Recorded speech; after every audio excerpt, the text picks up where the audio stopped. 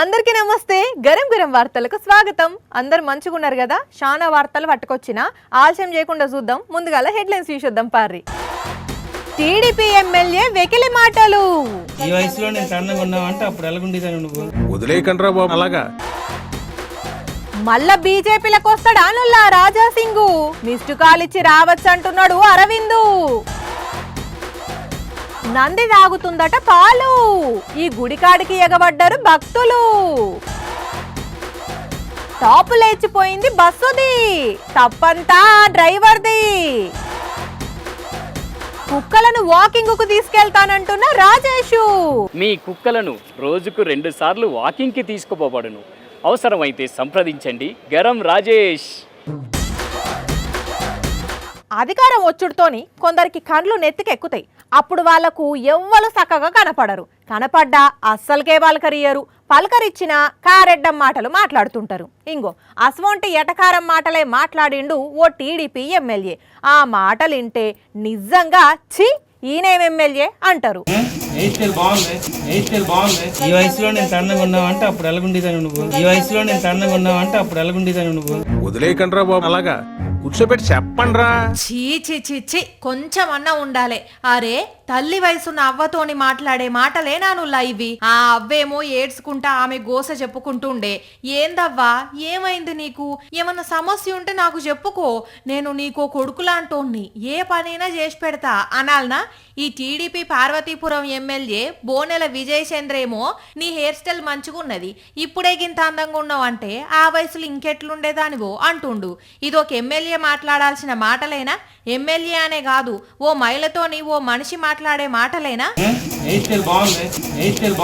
ఈ వయసులో నేను సన్నగా ఉన్నావంటే అప్పుడు ఎలాగుండేదాన్ని నువ్వు? ఈ వయసులో నేను సన్నగా ఉన్నావంటే అప్పుడు ఎలాగుండేదాన్ని నువ్వు? చూసిన రానుల్లా ఇటు కడకున్నాయన ఎట్లా నవ్వుతున్నాడో సిగ్గుతోని. ఈ వయసులో నేను సన్నగా ఉన్నావంటే అప్పుడు ఎలాగుండేదాన్ని నువ్వు? ఈనేటోళ్లకు సిగ్గనిపిస్తున్నది గాని ఈ మాట్లాడే ఎమ్మెల్యేకైతే ఏం గింత సిగ్గనిపించకున్నట్టున్నది. అందుకే ముసిముసి నవ్వుకుంటా ఇట్లా వెకిలి మాటలు మాట్లాడిండు. ఇప్పుడు ఈ మాటలిని సోషల్ మీడియాలో వైరల్ అవుడుతోని ఓ ఎమ్మెల్యే అయి ఉండి ఇవేం మాటలు, అధికారం వచ్చుడుతోనే కళ్ళు నెత్తికెక్కినాయా అని కోపం చేస్తున్నారు. ఓ హోమ్ మినిస్టర్ అనితా మేడం, ఇన్నరా మీ పార్టీ ఎమ్మెల్యే మాట్లాడిన మాటలు? ఓ అవ్వను పట్టుకొని ఇట్లా మాట్లాడు కరెస్టేనా? ఇక మరి మీ పార్టీ ఎమ్మెల్యేను ఎట్లా మందరిస్తారో ఏం చెప్తారో చెప్పుండ్రి అని అంటున్నారు. సారు వారు వెకిలి మాటలిన్న పబ్లిక్.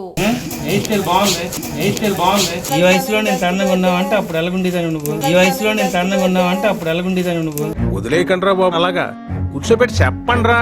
ఒక గవర్నమెంట్ ఆఫీసరు ఆ కొలువులకు వచ్చేటందుకు ఎంత కష్టపడాలనుల్లా, మస్తు చదవాలి, రోజుల తరబడి ఎదురు చూడాలి, నోటిఫికేషన్ వచ్చుడుతోనే పరీక్ష రాయాలి, పాస్ అయి ఇంటర్వ్యూలో కూడా నెగ్గి కొలువు కొట్టాలి.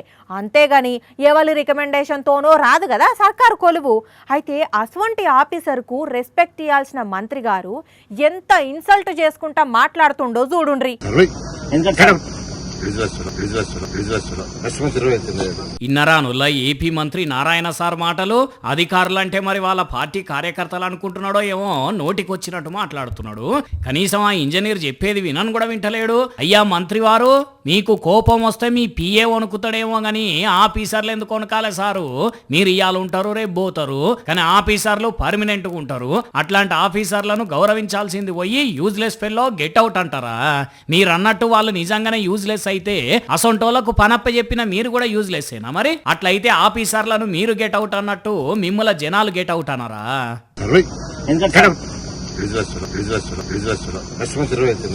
ఉద్యోగులకు ఆఫీసర్లకు రెస్పెక్ట్ ఇవ్వాల్సిన మంత్రి గారి మాటలు ఇగో గిట్లున్నాయి. ఇట్లా ఆఫీసర్లను ఇన్సల్ట్ చేసినట్టు మాట్లాడితే ఉద్యోగులంతా తిరగబడరా? ఇక ఈయన కథ ఇట్లుంటే టీడీపీ తిరువూరు ఎమ్మెల్యే కొలికపూడి చూడండి ఏమంటున్నాడో. ఒక గ్యాంగ్ పెట్టుకొని తిరువూరు టౌన్ లో గంజాయి అమ్మిస్తున్నాడు. పోలీసులే గంజాయి సప్లై చేస్తున్నారట. స్వయంగా టీడీపీ ఎమ్మెల్యేనే అంటున్నాడు. అయ్యా ఎమ్మెల్యే సారు, అధికారంలో ఉన్నది మీ పార్టీనేనా? మరి అట్లాంటప్పుడు గంజాయిని అరికట్టాల్సిన బాధ్యత మీ ప్రభుత్వం మీదనే ఉంటది కదా. అయినా కూడా పోలీసులే గంజాయి సరఫరా చేస్తున్నారు అంటే ఇక మీ సర్కారు ఏం చేస్తున్నట్టు? మరి హోమ్ మినిస్టర్ అనితా మేడం వింటున్నారు కదా మీ పార్టీ ఎమ్మెల్యే మాటలు. మీ పోలీసులే గంజాయి దొంగలట.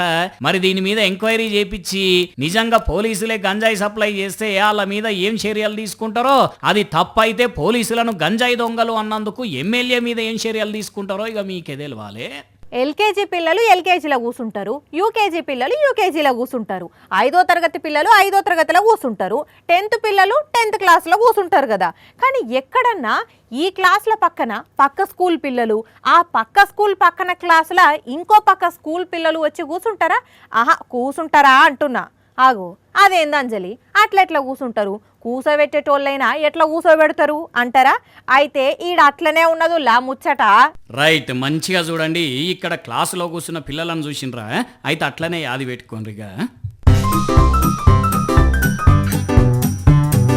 మళ్ళీ ఈ పిల్లలను చూసిండ్రు కదా, వీళ్ళను కూడా మదిలా పెట్టుకోండి. ఈ 2 క్లాసులతో పాటు ఇగో ఇక్కడ కూర్చున్న పిల్లలను చూసినరా, వాళ్ళతో పాటు వీళ్ళను కూడా గుర్తు పెట్టుకోండి. ఆఖరణ ఇగో వీళ్ళని చూడండి, వీళ్ళు కూడా వేరే వాళ్ళే.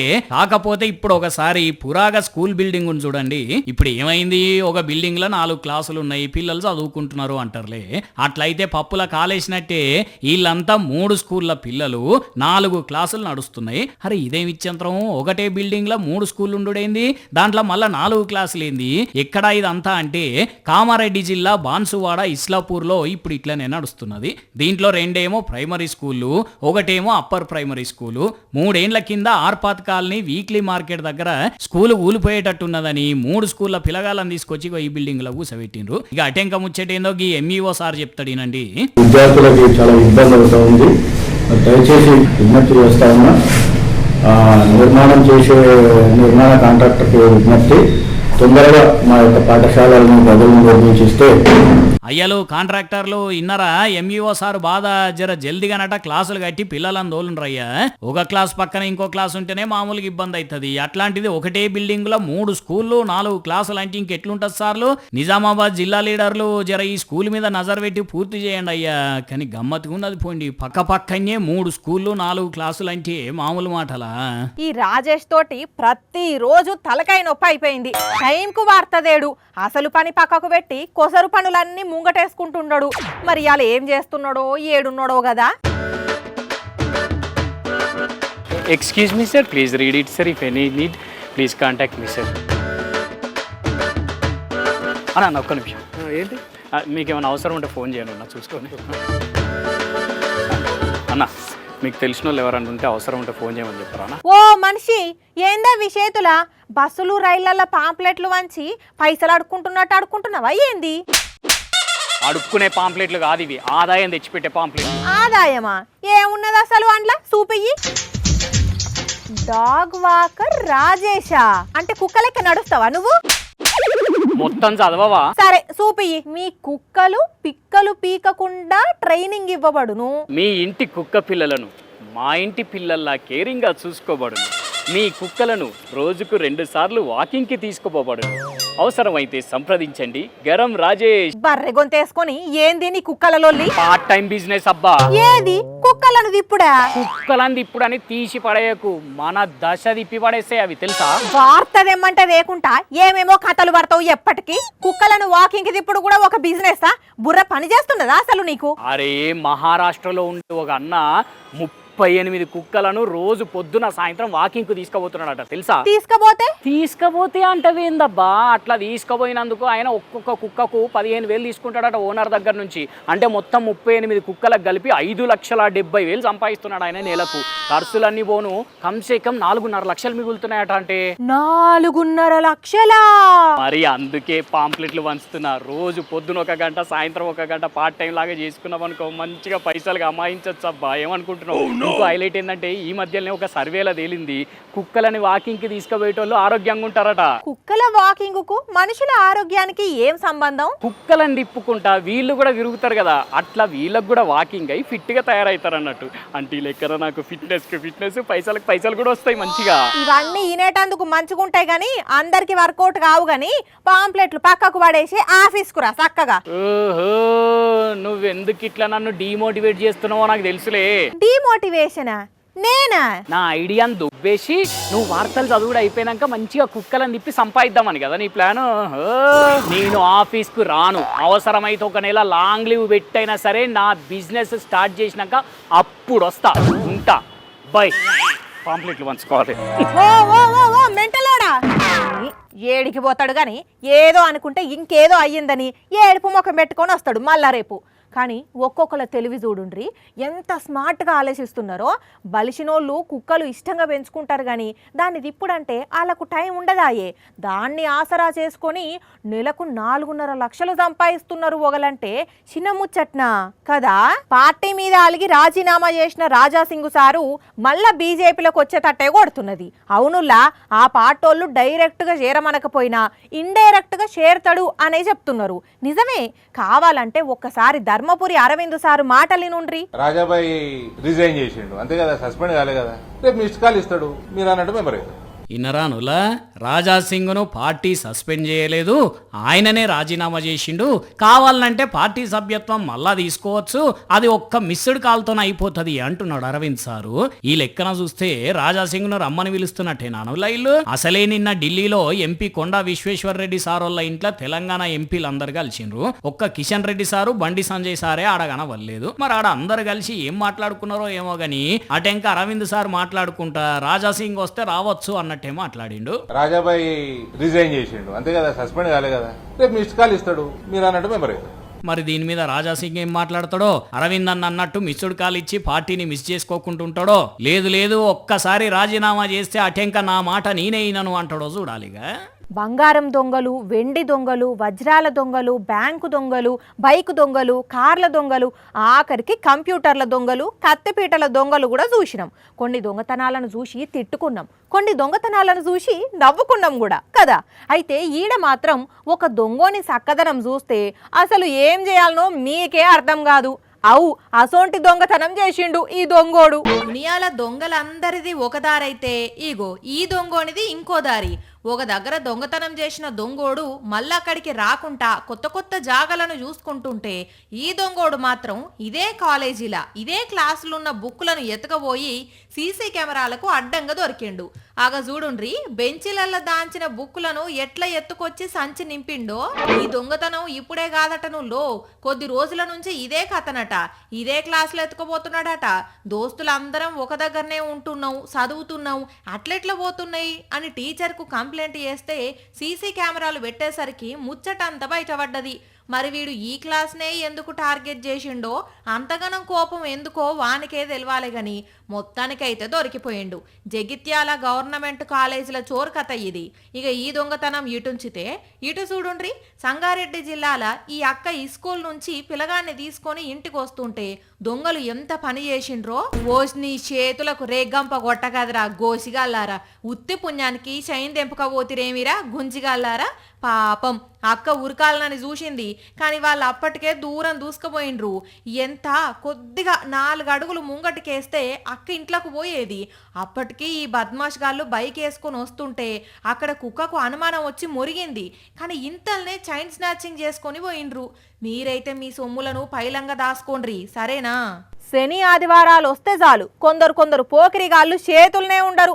బైకులతోని రేసింగ్లు, కార్లతోని కట్టింగ్లు, ఆటోలతోని హల్చల్, మీదికెళ్ళి పోలీసులకే ధమ్కీలిచ్చుడు. చుక్కలు చూపెడతారు తాగుబోతులు.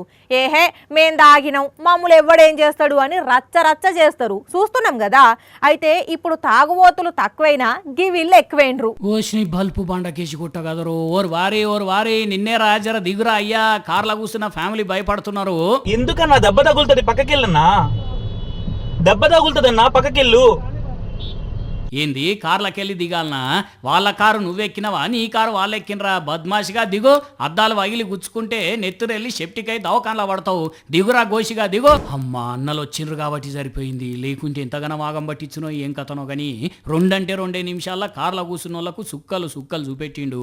గంజాయి బ్యాచ్ కాడట ఈడు. మరి ఎంతగానం పీల్చిండో, ఏడ పీల్చిండో, ఈడు ఏవని కాడ కొన్నాడో గాని హైదరాబాద్ మూసాపేట దగ్గర జనాలకు ముచ్చెమటలు పట్టించిండు. పోలీసులు కేసు అయితే రాసుకున్నారట గాని ఎక్కడి గంజాయో ఏం కథనో పోయింది. అసలు ఆ గంజాయి ఎవడమ్ముతున్నాడో ఏడ దొరుకుతున్నదో మరిగా పోలీసులే దొరకబట్టాలి చెప్పునా. ఎక్కడనైనా సరే భగవంతునికి నైవేద్యం పెడుతుంటారు భక్తులు. వండిన ప్రసాదాన్నో తీర్థాన్నో నైవేద్యంగా చూపించి తెచ్చుకొని మళ్ళా భక్తులే కళ్ళకద్దుకొని తింటుంటాం కదా. కానీ అదేందో గీడో కాడ నందికి నైవేద్యంగా పాలు పెడితే తాగుతున్నదటనుల్లా. భక్తులు మస్తు మంది ఎగబడి పాలు తాగిపిస్తున్నారు. ఇదేం విచిత్రమో గాని చెంచాలో పాలు పోసి నంది విగ్రహం మూతికాడ పెడితే సుక్క లేకుండా తాగుతున్నదట. చెంచాల పాలు కూడా అయిపోతున్నాయి. ఇది చూసి పరిశానైన భక్తులు ఇదంతా నందీశ్వరుని మహిమనే అనుకుంటా ఒకరెనుకొకరు పాలు తాగేవట్టిండ్రు. మరి అట్లా ఇట్లా అవుతున్నది, కొంపదీసి చెంచాల నుంచి కారుతున్నాయా అనుకుందామంటే కింద చెయ్యి పెట్టి చూసినా కింద పోతలేవు. ఉత్తరప్రదేశ్ రాష్ట్రం ఫిరోజాబాద్ లో ముచ్చటిది. అంతకుముందు రాజస్థాన్ లో కూడా ఇట్లనే ఒక నంది పాలు తాగుతున్నది అనుకుంటా భక్తులు మస్తు మంది పాలు పట్టించిర్రు యాదుకున్నదా. సేమ్ ఇప్పుడు కూడా అట్లనే అయ్యింది. మరి చెంచాల పాలు ఎట్లా అయిపోతున్నాయో ఏందో కదా, నిజంగానే నంది తాగుతున్నదంటారా? ఇక ఇవి మరి ఇయాల్టి గరం గరం వార్తలు. మళ్ళా రేపు ఇదే టైంకి ఇట్లనే చాలా వార్తలతోని కలుసుకుందాం. అప్పటిదాకా చూస్తూనే ఉండండి సాక్షి టీవీ. టైం యాదుకున్నది కదా, రాత్రి 8:30కి మళ్ళీ పొద్దుగాల 8:30కి ఉంటాం మరి.